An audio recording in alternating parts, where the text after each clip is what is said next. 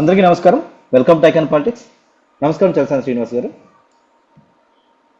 Sir, 2024 ఎలక్షన్స్లో బాగా బలంగా ఉన్న అధికార పక్షాన్ని అంటే బీజేపీని ఎదుర్కోవడానికి కాంగ్రెస్ తన పన్న కాదని చెప్పేసి, తన వల్ల కాదని చెప్పేసి ప్రతిపక్షాలను అన్ని కట్టి కూడగట్టుకునేసి ప్రాంతీయ పార్టీలతో కలిసి ఇండియా కూటమిని ఏర్పరచుకుంది. ఇప్పుడు ఆ కూటమి ఎక్కడుంది, దాని పరిస్థితి ఏంటి చూస్తా ఉంటే కొన్ని కొన్ని పార్టీలు జారిపోతున్నట్టుగా ఉన్నాయి. అసలు ఎలక్షన్స్ కోడ్ కూడా వచ్చేసింది. ఏమన్నా ప్రచారాలు స్టార్ట్ చేశాయా లేదా? ఎక్కడుంది ఈ కూటమి, ఇండియా కూటమి? మీకు కాస్త మీ విశ్లేషణ చెప్పండి సార్. ఉత్తర భారతీయ జనతా పార్టీ చేసే టక్కుటమార గజకన్న గుహన్ ఇంద్రజాల మహేంద్రజాల విద్యలు ఏదైతే ఉందో దానిలో తట్టుకోవడం కష్టంగా ఉంది. ఒక కక్ష సాధింపు పాలిటిక్స్, క్రూరమైన పాలిటిక్స్ ఏదైతే చేస్తుందో దాన్ని ఈ దేశంలో ఏది కూడా తట్టుకోవడం కష్టంగా ఉందండి. ఈసారి ఎన్నికలు కనుక ఇదే విధంగా జరిగి ఉత్తర భారతీయ జనతా పార్టీకి సంపూర్ణమైన మెజార్టీ వస్తే ఈ దేశంలో ప్రజాస్వామిక పద్ధతిలో చక్కగా జరిగే ఎన్నికల్లో ఆఖరి ఎన్నికలు అవుతాయి. ఎవరు పట్టించుకోవట్లేదు. వాళ్ళ మాట్లాడితే మా మతం కావాలి, మా కులం కావాలి, మా వర్గం కావాలి, మా ఉత్తర భారత పార్టీ కావాలి, మా ఉత్తర గుజరాతీ పార్టీ కావాలి, ఇలా మాట్లాడుకుంటూ వెళ్తున్నారు.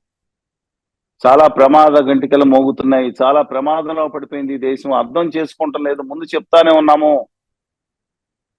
వాళ్ళకి ఆఫ్ఘనిస్తాన్ తాలిబాన్ చేసినట్టు మళ్ళీ ఇంకో మత దేశంగా, ఇప్పుడు మతంగా ఉంటానని చెప్పాను, ఇంతకుముందు చెప్పాను, హిందువులుగా ఉంటానికి మేము గర్విస్తాం. అనంత గోదావరి గంగా ప్రవాహం సాగే ఒక జీవ విధానం మన హిందూ విధానం.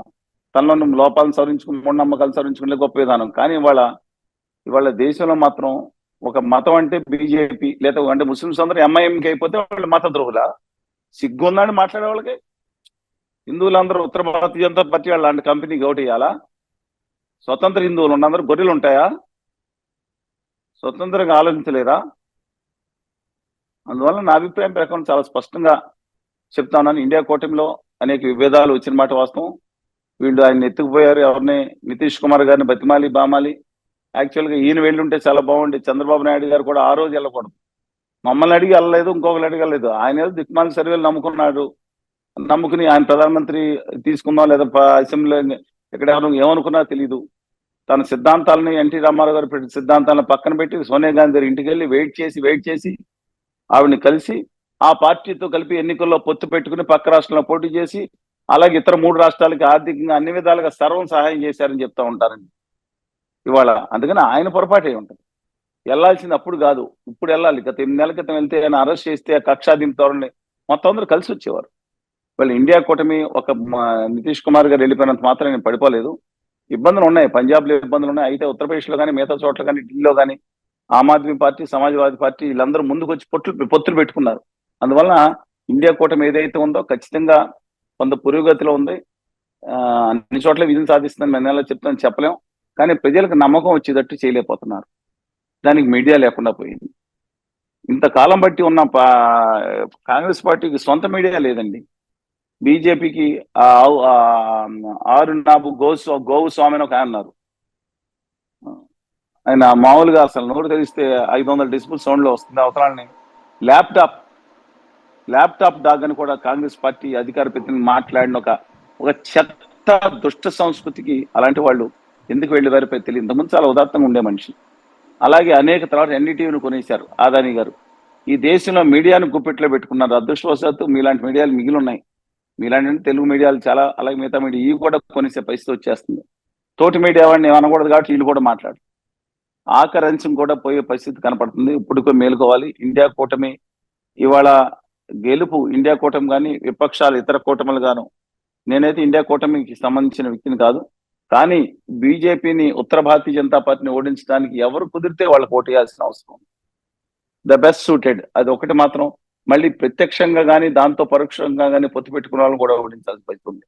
ఇండియా కూటమి ఇవాళ ఉత్తరప్రదేశ్ లో పెరిగే అవకాశం ఉంది.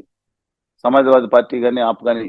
దీంతో కంగారు పడిన బీజేపీ ఆ కృష్ణా పటేల్ గారు ఆ గొడవను సెటిల్ చేసుకుని అపరాధాల్లో అక్కడి నుంచి చౌదరి చరణ్ సింగ్ గారికి ఏకంగా భారతరత్న ఇచ్చారు. డిజర్వ్ నేను కాదంటలేదు. వాళ్ళకి మనవడు జయంత్ చౌదరిని పిలిచి పార్టీలో చేర్చుకుని, అలాగే అక్కడేమో కర్పూర్ ఠాకూర్ గారికి ఇవ్వటం, అక్కడి నుంచి దక్షిణాది ఓట్ల కోసం వాళ్ళు ఎలక్షన్స్ టైంలో ఈ భారతరత్న ఏంటి సార్? సరే అది మనం ఇక దేశ విలువల్ని భారతరత్న అని మీరు అంటున్నారు. స్వామినాథన్ గారు దక్షిణ భారతదేశంలో ఓట్ల కోసం స్వామినాథన్ గారిని అంటే ఎంఎస్పీకి 50% ఇస్తే అది నిజమైన భారతరత్న. ఓట్ల కోసం ఆయనకి పివి నరసింహరావు గారిని అవమానించారని చెప్పి దాన్ని వాడుకోవడం కోసం ఇవాళ గుర్తుకొచ్చి పార్టీలుగా అద్వానీ గారి మీద ప్రజల్లో అక్కడ ఉత్తరప్రదేశ్లో ఈయన చేసిన గండ బేరుండ దుష్ట ప్రచండ్ లాగా ఒక్కడే వచ్చి రాజమార్తాండలాగా నడుచుకుంటూ వచ్చి అందరినీ పక్కన పెట్టి కటకటానికి మళ్ళీ దేశంలో సమాజాన్ని మొత్తం కటకటాల ముఖ్యమంత్రులు, మాజీ ముఖ్యమంత్రులు, కేంద్ర మంత్రులు అందరూ అసలు నేను కటకటాలు వెనకమాల కూర్చోబెడితే రాజమార్తాండ సామంతరాజు అంగరక్షకులతో తిరిగి ఆ తిలకించిన విషయం వాళ్ళందరూ భారతరత్న కూడా ఎగిరి సచిన్ టెండూల్కర్ ఈయన చూడటానికి తగతలాడిన కనిసూపు తేడాతో కూడా ఆయన చూడడం అయినాం. ఇవన్నీ చూసాం మనం. ఇది రాజు చక్రవర్తి కన్నా అత్యంత భయంకరమైన క్రూరమైన పాలన అంటే జనాలకు అర్థం కావట్లేదు. నితిన్ గడ్కరీ గారిని రమ్మనండి, ఎవరొద్దన్నారు? ఇప్పుడు అర్థమైందా? మేము వ్యతిరేకించేది ఉత్తర భారతీయ జనతా పార్టీని కాదు, హిందుత్వాన్ని కాదు, ఒక దుర్మార్గంగా ఉన్న గుమా వ్యాపారాలను వ్యతిరేకిస్తున్నాం. అందువల్ల నేను కోరుకుంటున్నాను, మీరు దయచేసి కూడా ఆలోచించండి. ఇండియా కూటమి గెలుపు ఇవాళ అవశ్యం. ఆర్జేడీ దాంతో కూటమిలో ఉండగా అక్కడ సీట్లు వచ్చేటట్టున్నాయి. వీళ్ళ దుర్మార్గాన్ని ప్రచారాన్ని మాత్రం మీరు నమ్మొద్దని కోరుతున్నాను. 370 సీట్లు అంటున్నాను, నాకు అర్థం కాదు. గుజరాత్లో 26కి 26 వచ్చేసింది వీళ్ళకి. ఇప్పుడు ఏమైనా ఈ సంవత్సరం పెరుగుతాయా? 26 వచ్చినాయని 40 పెంచుతారా? మధ్యప్రదేశ్, ఛత్తీస్గఢ్లో 40 సీట్లలో 99% సీట్లు వీళ్ళకే ఉన్నాయి. కమల్నాథ్ గారు, నకుల్నాథ్ గారు, వాళ్ళ అబ్బాయి నకుల్నాథ్ గారు ఉంది, అది కూడా వీళ్ళు లాక్కునేటట్టున్నారు. అలాగే రాజస్థాన్లో 25కి నెగ్గారు ఇంతకుముందు, అది కాంగ్రెస్ గవర్నమెంట్ వచ్చిన. ఇక బీహార్లో కూడా అన్ని సీట్లు అక్కడే ఉన్నాయి దాదాపుగా. అది వాళ్ళు ఇంకేం నెగ్గుతారండి? దక్షిణాదిలో 26 సీట్లు నెగ్గింది, 25 ప్లస్ సుమలత గారు ఒక సీటు, అది తగ్గేటట్టుంది. ఎక్కడి నుంచి వస్తే వీళ్ళకి 370, 470? విచిత్రంగా ఉందండి. ఆంధ్రప్రదేశ్లో దొంగ పొత్తులు బెదిరించి ఆయన జైల్లో వేయించి సాగుకొట్టి చెవులు మూసి తర్వాత నమస్కారం పెట్టిన చందంగా అవతల లాక్ చేశారు. అవతల నెగ్గిన 20 సీట్లు చేతిలో పడిపోయినాయి. ఏంటండి అది దుర్మార్గం? చేవ చచ్చిన చేతకాని జాతిలో ఉంది ఇవాళ. నేను అందుకని ఒకటి కోరుకున్నాను, ఇండియా కూటమి ఎక్కడున్నా నెగ్గిస్తే ఇండియా కూటమి, కానీ ఇండియా కూటమి ఒక్కడికే మంచి చెప్పట్లేదు. అక్కడ ఏ శక్తులు నెగ్గే శక్తులు సాంఘికంగా ఒక ప్రజాస్వామ్య శక్తులు ఏదవుతున్నాయో వాళ్ళని నెగ్గించాల్సిన అవసరం ఈ దేశానికి ఉంది. లేకపోతే ఈ దేశంలో తర్వాత ఎన్నికలు జరగవండి, ప్రజాస్వామ్యం జరగబోయే ఆఖరి ఎన్నికలు. అధ్యక్ష అంటారు, ఇంకోటి అంటారు, చాలా దుర్మార్గంగా మతాన్ని అడ్డం పెట్టుకుని, కులాన్ని అడ్డం పెట్టుకుని నెగ్గే సూచనలు కనపడుతున్నాయి.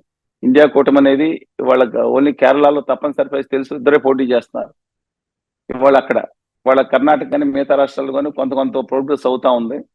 నా ఉద్దేశం ప్రకారం మహారాష్ట్రలో సక్సెస్ అవ్వచ్చు, అలాగే మిగతా చోట్ల ఆంధ్రప్రదేశ్లో ఫెయిల్ అవుతుంది సహజూత్రంగా. అలాగే మన ముఖ్యమైన భాగస్వామి మిగతా పార్టీలో కలిసి వెళ్తే సిపిఐతో ఉండి సిపిఎంతో కూడా తెలంగాణలో మంచి జరుగుతుందో చూద్దామండి. ఇండియా కూటమి ఇవాళ మేము ఇందిరాగాంధీ గారికి డెడ్ అగెనిస్ట్, ఎమర్జెన్సీ టైంలో స్కూల్ పిల్లలం. అలాంటిది వాళ్ళ ఇందిరాగాంధీ గారు మంచి ఆవిడ అనుకునే పరిస్థితికి వాళ్ళ గవర్నర్ నరేంద్ర మోడీ గారు, మా అమిత్ షా గారు గుజరాతీ పాలన వాళ్ళు తెప్పించిందంటే ఇవాళ చిన్న గీత పక్కన పెద్ద గీత గీశారు. ఇవాళ ఇందిరాగాంధీ గొప్పతనం వాళ్ళు తెలుస్తా ఉంది. ఎమర్జెన్సీ ప్రత్యక్షంగా పెట్టింది, వీళ్ళు పరోక్షంగా 100 ఎక్కువ పెట్టారు. అందువల్ల కాంగ్రెస్ పార్టీతో ఆధిక్యంలో ఉన్న ఇండియా కూటమి అనుకోండి ఎక్కువ పురోగతి లేకపోయినా ఖచ్చితంగా డెఫినెట్ గా వీళ్ళ దాన్ని కొంత ఆపుతుందనే ఉద్దేశం అండి. ధన్యవాదాలు సార్. వాళ్ళు ముఖ్యంగా ధన్యవాదాలు. చంద్రబాబు నాయుడు గారిని ఒక ఏపీలో కావాలని పార్టీ పొత్తు పెట్టినప్పుడు అర్థమవుతుంది వాళ్ళ పరిస్థితి ఏంటనేసి. నిజంగా వాళ్ళు చెప్తున్న ప్రచారంలో 400 సీట్ల అనే ప్రచారంలో నిజం లేదనేసి. వాళ్ళకి అవసరం ఉంది సౌత్ ఇండియాలో, వాళ్ళకి ఖచ్చితంగా దానికోసమే. జేడీ కుమారస్వామి గారు అందరినీ కాళ్ళు ఎందుకు పట్టుకుంటారండి? చంద్రబాబు నాయుడు గారు బెదిరించో, కాళ్ళు పట్టుకునో, లేదా కేసులు ఉన్నాయని జగన్మోహన్ రెడ్డి గారిని బెదిరించో ఎందుకు ఒక్కొక్కరిని చేర్చుకునే పరిస్థితి వచ్చింది? వీళ్ళు శశికళ గారిని కేసులు ఉన్నాయని బెదిరించింది, లాక్కొచ్చారు వాళ్ళ పార్టీని. దినకరన్ గారిని, వాళ్ళ దత్తపుత్రుడు జయలలిత గారి దత్తపుత్రుడిని. ఇవన్నీ ప్రజలు అబ్జర్వ్ చేస్తున్నారు, చూద్దాం సార్. ప్రజలు వివేకవంతంగా తీర్పిచ్చి ప్రజాస్వామ్యాన్ని కాపాడుతారని ఆశిద్దామని. ధన్యవాదాలు సార్.